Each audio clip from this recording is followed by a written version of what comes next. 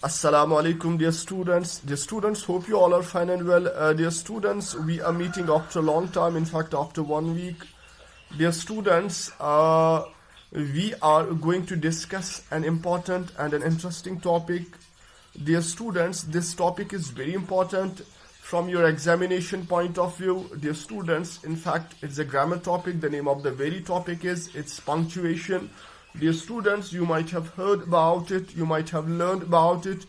Your teachers, the teachers who have taught you before this, they might have taught you all about punctuation. So dear students, I'm here to remind you of it, what the punctuation is all about, what this topic is all about.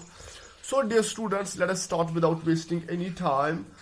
Dear students, let us first try to understand what punctuation is, the meaning of punctuation, the literal meaning of the word punctuation, then its definition, then punctuational marks, what are the uses of these punctuational marks, so all these things will be discussed here, inshallah.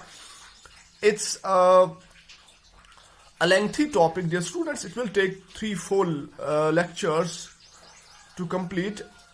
So let us start. Dear students, if we try to understand the literal meaning of punctuation, dear students, अगर हम बात करेंगे punctuation की, ये जो punctuation word है, ये निकला कहाँ से है, आया कहाँ से? Dear students, the word punctuation is derived from the Latin word punctum, which means a point or small area. अगर हम इसकी derivation की बात करेंगे, ये निकला कहाँ से आया है?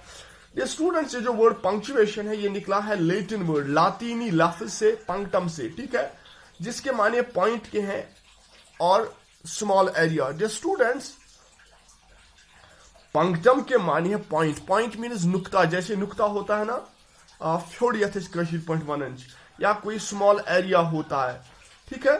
So this is what punctuation means, getting यानी the word punctuation, it's derived from the Latin word punctum. ये punctum से निकला है, लातीनी लफ्ज Latin word punctum से निकला है, जिसके माने पॉइंट के हैं, ठीक है. तो this is one of its derivative meaning. Now dear students, now what do you mean by punctuation actually? The marks, ये मेरी definition है इसकी, the marks in a piece of writing that makes its meaning clear and separated into sentences and clauses is called a punctuation. अब असल में punctuation कहते किसे हैं? The marks in a piece of writing, यानी एक पीस ऑफ राइटिंग होती है, एक पैसेज होता है, एक पैराग्राफ होता है, ठीक है. उसमें जो मार्क्स होते हैं, उसमें जो सिंबल्स हम इस्तेमाल करते हैं, निशानात का इस्तेमाल हम करते हैं, उससे क्या होता है, उससे उस पीस ऑफ जो राइटिंग होती है उसकी मीनिंग क्लियर होती है, और उससे हम इस पैसेज को, इस पीस ऑफ राइटिंग को क्या करते हैं, इसको हम सेपरेट कर सकते हैं सेंटेंसेस में, जुमलों में और क्लासेस में. इसी को पंक्चुएशन कहते हैं, ठीक है. यानी dear students, the marks in a piece of writing that makes its meaning clear and separated into sentence and classes is called punctuation, ठीक है. It's like this dear students, अगर हम ये देखो आप, अगर हम पंक्चुएशन का इस्तेमाल नहीं करते, अगर हम पंक्चुएशनल मार्क्स का इस्तेमाल नहीं करते, तो हमें कैसे पता चलेगा कि यहां पे सेंटेंस खत्म होता है, ठीक है. इसकी मीनिंग क्लियर नहीं होगी, फिर इसका माने हमें समझ में नहीं आएगा. अगर हम बोलते ही जाएंगे, ठीक है, बगैर फुल स्टॉप के, बगैर कामा के, बगैर नोट ऑफ इंटरोगेशन के, बगैर एक्सक्लेमेशन मार्क के, बगैर कामा के, बगैर इन्वर्टेड कामास के, बगैर कोटेशन मार्क्स के, कोलन, सेमीकोलन, ठीक है, डैश, ऑल दीज एटसेट्रा, तो हमें कैसे पता चलेगा कि सेंटेंस खत्म होता है, ठीक है. तो the marks in a piece of writing that makes its meaning clear and separated into sentence and classes called punctuation. इसी को तो पंक्चुएशन कहते हैं. नाउ डियर स्टूडेंट्स, मैं आपको इस तरह से समझाता हूं. मैं आपको 3 सेंटेंसेस देता हूं. ये this is one of the meanings. एक और मीनिंग मैं आपको इसकी बताता हूं. Symbols describe our feelings और emotion is called a punctuation. एक तरह से एक और मीनिंग में आपको बताता हूं. ये एक्चुअली होते क्या है, ये पंक्चुएशन एक्चुअली होती क्या है. Symbols describe our feelings. ये ऐसे सिंबल्स होते हैं, ये पंक्चुएशनल मार्क्स ऐसे सिंबल्स होते हैं जो हमारी फीलिंग्स, हमारे इमोशंस को डिस्क्राइब करते हैं. इसी को तो पंक्चुएशन कहते हैं. Getting? Symbol is describe our feelings और इमोशंस. ये जो सिंबल्स होते हैं, ये जो निशानात होते हैं, मार्क्स होते हैं, they describe our feelings and emotions. ये हमारे इमोशंस, हमारे जज्बात और हमारी फीलिंग्स को, एहसासात को डिस्क्राइब करते हैं. इसी को तो पंक्चुएशन कहते हैं. देखो कैसे, कंफ्यूज नहीं होना. देखो कैसे स्टूडेंट्स, इट्स लाइक दिस. देखो कैसे. मैं आपको डियर स्टूडेंट्स 3 सेंटेंसेस देता हूं. I will give you 3 sentences. मैं आपको 3 सेंटेंसेस देता हूं, ठीक है?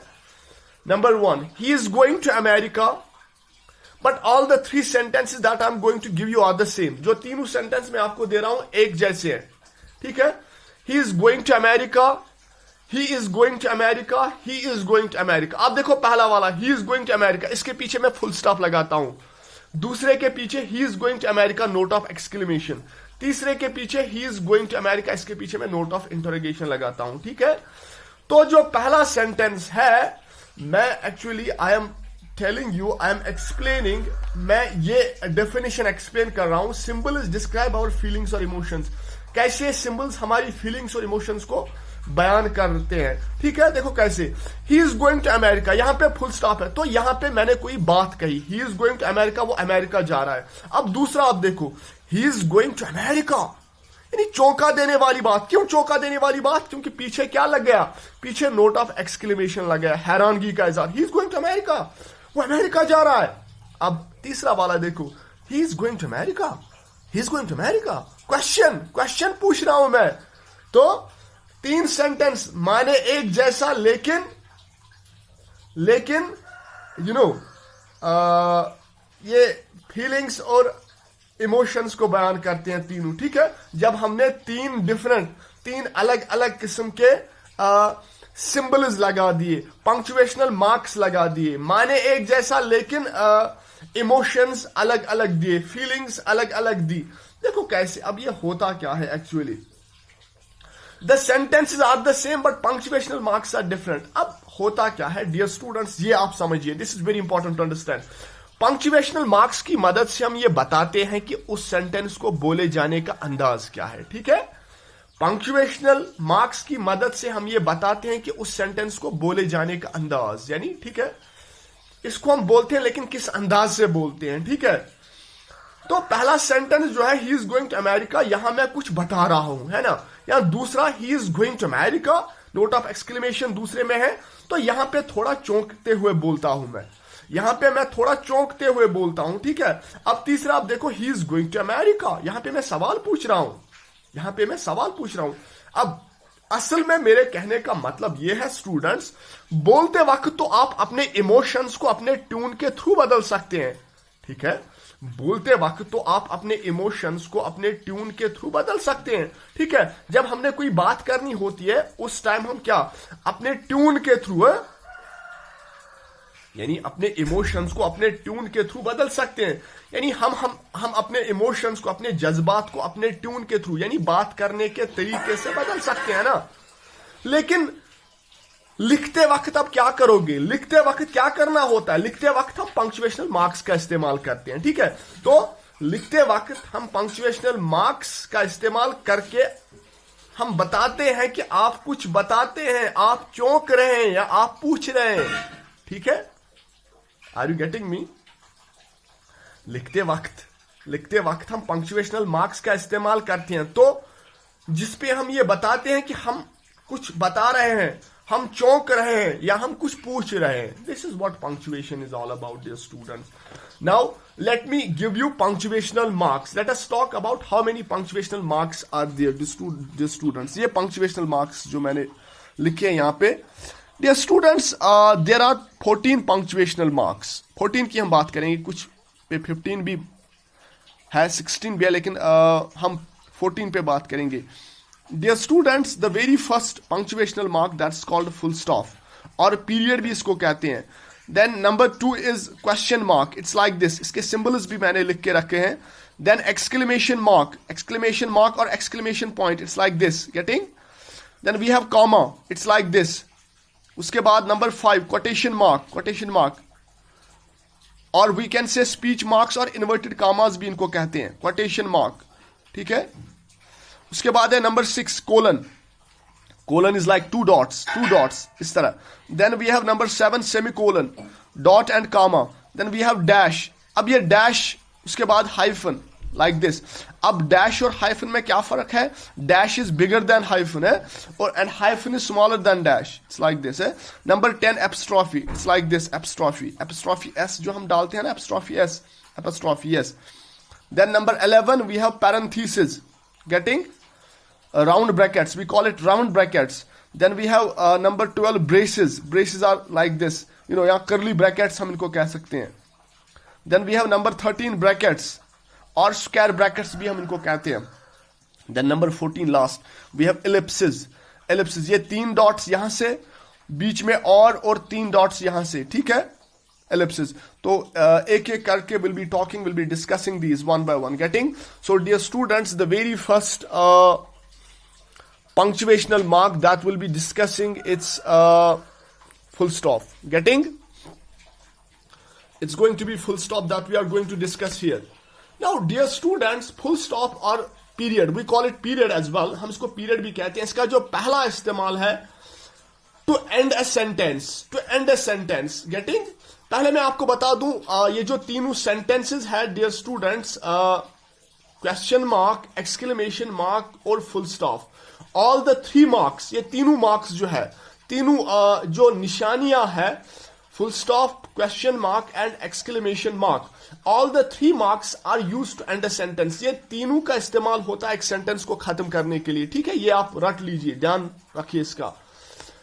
तो dear students, let us talk about full stop या पीरियड. फुल स्टॉप और पीरियड की बात करेंगे. Now, dear students, जो फुल स्टॉप का पहला इस्तेमाल है दैट इज एब्रीवेशंस. इसका इस्तेमाल एब्रीवेशंस. इसका पहला इस्तेमाल है to end a sentence. Full stop, जब भी हम किसी सेंटेंस के पीछे फुल स्टॉप लगाते हैं तो सेंटेंस खत्म, बात खत्म. ठीक है, इसका पहला इस्तेमाल. दूसरा, एब्रीवेशंस के साथ इसका हम इस्तेमाल करते हैं. ठीक है, एब्रीवेशंस के साथ. Like we have dear students to end a sentence. ये this is its first use. दूसरा, एब्रीवेशंस. अब एब्रीवेशंस होती क्या है? Abbreviations are the short forms of words. For example BA, तो B हमने यहां पे आप देखो BA या MA, तो B डॉट या फुल स्टॉप A डॉट. ठीक है, we call it bachelor of arts. या सिंपली हम BA भी लिख सकते हैं. BA इट्स ऑल्सो करेक्ट, यानी डॉट्स के बगैर भी हम लिख सकते हैं, फुल स्टॉप के बगैर भी हम लिख सकते हैं. तो इसका इस्तेमाल इस तरह भी होता है. या MA master of arts, M.A dot. ठीक है, मास्टर ऑफ आर्ट्स. या सिंपली आप MA डॉट्स के बगैर, फुल स्टॉप के बगैर भी लिख सकते हो. MLA member of legislative assembly. ठीक है, तो दीज आर, ये आप देखो BA MA MLA MBA. Getting. Master of business administration. These are written in upper case. ये याद रखना, इनका इस्तेमाल सिर्फ अपर केस में होता है. अपर केस मतलब इनको हम सिर्फ कैपिटल करके लिख सकते हैं, स्मॉल करके नहीं. ठीक है, सो उसके बाद there are some abbreviations that are written in lower cases. अब कुछ एब्रीवेशंस और भी है जो लोअर केसेस में हम लिखते हैं, जिनका इस्तेमाल हम लोअर केसेस में करते हैं, यानी स्मॉल करके लिखते हैं. फॉर एग्जाम्पल मैंने बता दिया EG. आप देखो EG, E.G या E full stop G. E full stop G क्या होता है? एग्जाम्पल ग्रेशिया है ना, फॉर एग्जाम्पल जिसको हम कहते हैं. या एक और है I.E I full stop E, that means id est that is है ना. या एटसेट्रा ETC फुल स्टॉप. ठीक है, एटसेट्रा. गेटिंग. या हम इस्तेमाल करते हैं. ठीक है, AM ante meridiem, A full stop M full stop ante meridiem. या AM PM post meridiem PM. Getting. तो इनको हम डॉट्स के साथ भी इस्तेमाल कर सकते हैं और डॉट्स के बगैर भी, फुल स्टॉप के साथ भी या फुल स्टॉप के बगैर भी इस्तेमाल कर सकते हैं. या ये जो AM है PM है, ठीक है, इनका हम लोअर केसेस में भी इस्तेमाल कर सकते हैं. लेकिन वो जो MA LLB है या MLA है, MA है, BA है, उनका आप सिर्फ अपर केस में इस्तेमाल करोगे. ठीक है, वो करेक्ट है. अच्छा, this is the very first use of full stop. Second use of full stop. तो with this the full stop ends. तो ये 2-3 इस्तेमाल थे फुल स्टॉप के. Dear students, let us move on to the next, that is question mark. Now what is question mark? ये question mark होता क्या है? क्वेश्चन मार्क मैंने आपको पहले ही बता दिया. This mark is used to end a sentence. Getting? ये जो question mark होता है ये भी sentence को खत्म करने के लिए इस्तेमाल होता है. इससे whenever we put a question mark at the end of a sentence, that means the sentence ends. Sentence खत्म होता है. ठीक है? अच्छा, now what are question sentences? कौन से question sentence होते हैं? आप रट लो dear students. Any sentence that ends with a note of interrogation with a question sentence, that's a question sentence. वही तो question sentence होता है. ठीक है? तो it is used to ask a question. ये question पूछने के लिए इस्तेमाल होता है. अब कौन से question sentence हमारे होते हैं? Dear students, usually we have question sentences which begin with WH. जो WH family से start होते हैं. Like we have when, who, what, whom. यानी इन words से जितने भी हमारे सेंटेंसेस स्टार्ट होते हैं वो हमारे क्वेश्चन सेंटेंसेस होते हैं. वही तो क्वेश्चन सेंटेंस होती है. या कभी कभार ऑक्सिलरी वर्ब से भी हमारे क्वेश्चन सेंटेंसेस स्टार्ट होते हैं. फॉर एग्जांपल इज, एम, और. Getting? Has, have you done this? Has she done it? Getting? या are you busy? Am I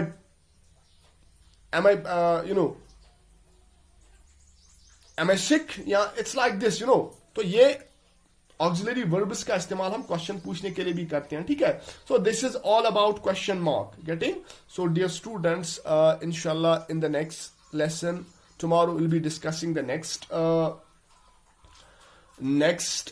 this symbol, next punctuational mark, that's exclamation mark. So I hope you all have understood what I said. So till then, Allah Hafiz, goodbye.